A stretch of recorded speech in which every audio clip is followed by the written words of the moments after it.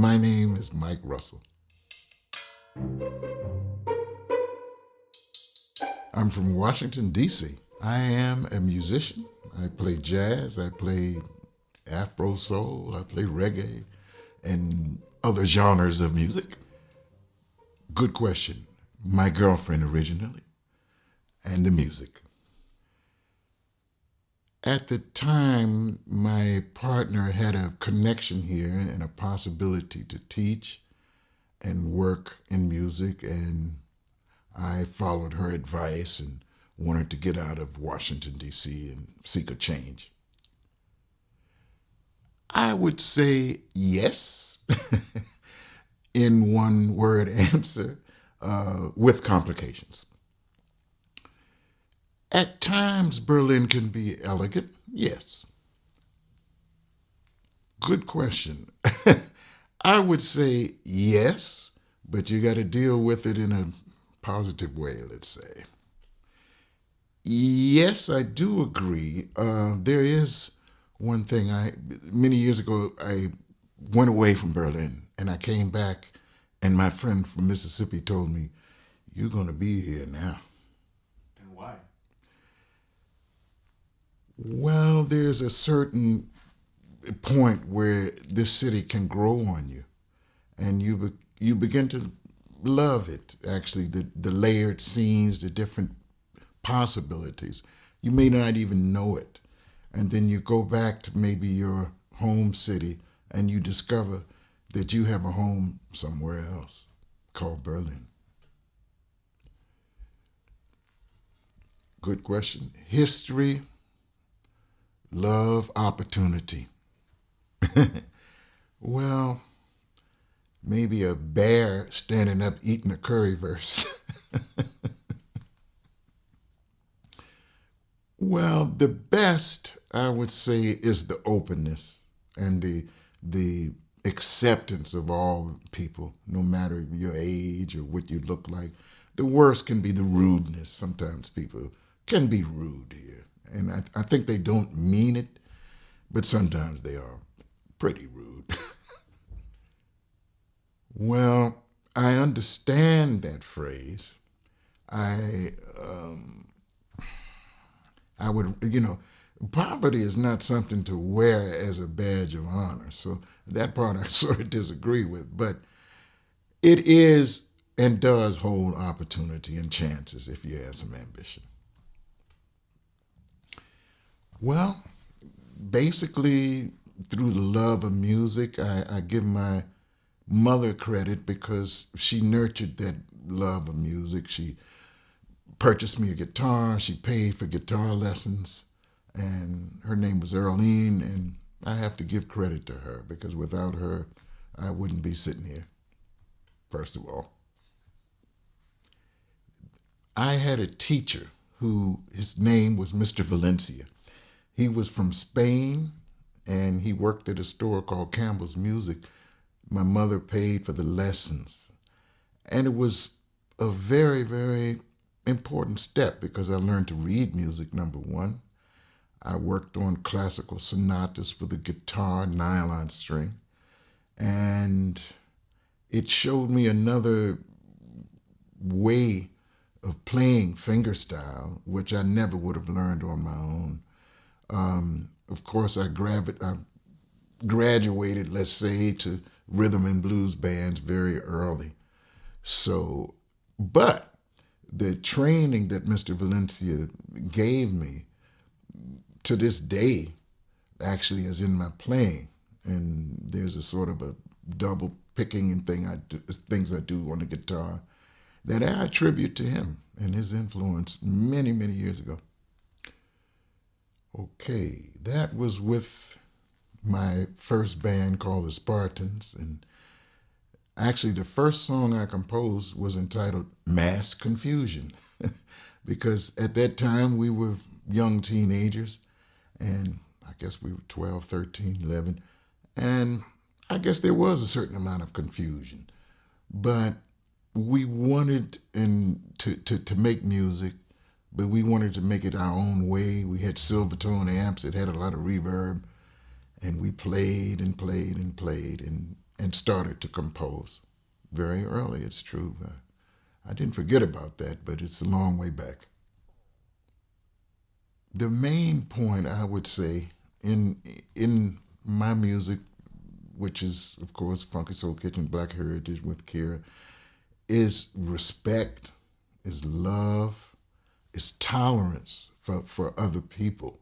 It's actually we don't have so many love songs, but I guess all of our songs have this element of tolerance that and love and respect that you should honor and say brother and sister and I this recurs in some of my music where I say give him a hug, don't slap him, give him a chance, maybe you don't understand, give him another shot, or these types of themes. And this does go throughout. We have a song called Don't Touch My Friend, which is actually, if you hear it, you'll think it's a gospel song, which as you hear it, it is, but it's a gospel that approves of Buddhism, that approves of Hindu religion, of all religions. So the idea of being together and sharing with other cultures and other influences runs throughout. I would have to say yes, because I do have some songs, quite a few that are social, we would say socially conscious. Now I don't call certain names because I try to avoid, but because those things change. You can have a song that the names will change. I do have a phrase, names and faces change, but the game remains the same. And yes, there's a number of songs, Street Corner Poet, Handwriting on the Wall, also talking about the issues within my own community in Washington. I've written quite a number of songs that are asking and provoking and demanding that we respect each other. Yeah. What do you get out of a guitar that you cannot get from other instruments, voice included? Well, there's rhythm, actually. Maybe I got it from Mr. Valencia, I don't know, but there's this possibility to actually make it sound like a drum. And I can play a chord and mute the strings. I can hold it down. It can provide a platform. And what I love about the guitar, and as any of you may have noticed, you can entertain thousands upon thousands of people and have them dancing, and it's just you and the guitar, and that's a fantastic possibility in my view. Yes, this record, actually the title is Had It All the Time, and for many years I thought it was Black Woman because it's in the refrain, but Had It All the Time is a title, is a record actually produced by a man named Walter Wisenhunt. And at the time, he had a contact to Columbia Records, and as we met him, our band was hired by him to accompany a singer named Gloria Taylor. And this was our first record, and it was very, very exciting. The other side was written by Leon Ware, which is called What's Your World, but they needed a B-side. So Eric Rotan and I came up with the music, and Wiz put his name on. He left our names off. God bless you, Wiz. Of course, this was a learning experience and one of our first learning experiences. But it was wonderful because this record did come out. My mother bought a copy. It was a record of the week at Waxy Maxy's music store, which meant it actually wasn't selling that well. But my mother had a copy. And I thank Mr. Ali Brown, who recovered this record and gave it to me about 10 years ago from Waxy Maxy's, who was closing. This store was closing, and he actually recovered many records, and I was able to, I can show it, well, I don't have it in my hand now, but I'm very proud of that, a 45 vinyl. And yeah, B-side is composed by myself and Eric Rotan, and it's called Had It All the Time. One of the amazing things about my experience here in Berlin and being in Germany, in 2006, my group MFA KERA and Mike Russell's Black Heritage, we were contracted to perform in Washington D.C. And it was a show called Art Night on the Mall, and we were representing Germany. And it was an amazing thing because, of course, here I was in the city of my birth representing Germany. And it was wonderful. We performed. At the end of the performance, the security guard walked me to the parking garage. We took a shortcut through the Air and Space Museum, and suddenly I was there looking at the space shuttle and with nobody in there. And that was a wonderful thing. There was also South Africa back in '94 when Black Heritage was in South Africa. We did a studio show, which I'm very proud of. We played for Johannes Rau here in Germany. We also did another thing, which I don't want to forget, which is when the wall fell, Black Heritage was playing at the base of the tower at Alexanderplatz. And the Senat had hired us to play, and which was an honor. Now, when they did the celebration 20 years later to say this is the celebration of the fall, they didn't answer my email, but it's okay.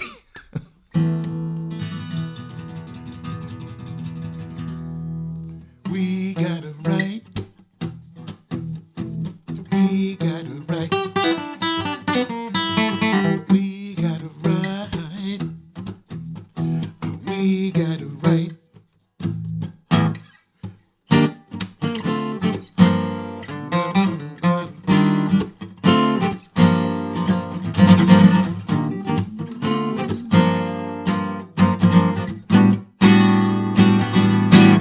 You know, 7 in the morning, the bus is late. Picked up the newspaper, nothing but hate. Woman looked at me with tears in her eyes. She called my name. Didn't know me well. Didn't look at me. Don't turn away. Maybe this can help somebody some other day. Now my son's got a wife and baby. My son's got, his mother loves him.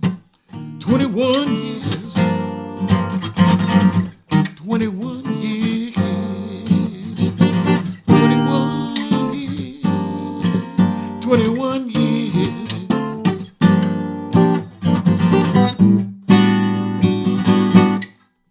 Now, it's not a crime to speak your mind. Politics, religion creates division. But can't you see responsibility to 18 months? Politicians talk, I'm gonna buy it. The preacher said it's right. I don't believe it. You understand it's so wrong. Just sing along. We got it right. We got it right. We got it right.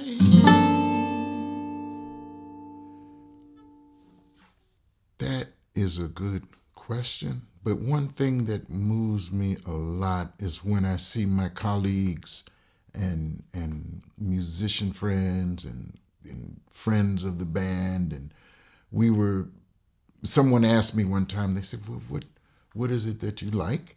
And I was backstage, and we were backstage, excuse me. And I opened the door to backstage, and I told them, I said, you see that? And backstage was all these people, and there was all my friends. It was Queen Yana getting her hair fixed and other people getting ready for the show. I said, that's what I love. Don't you see that?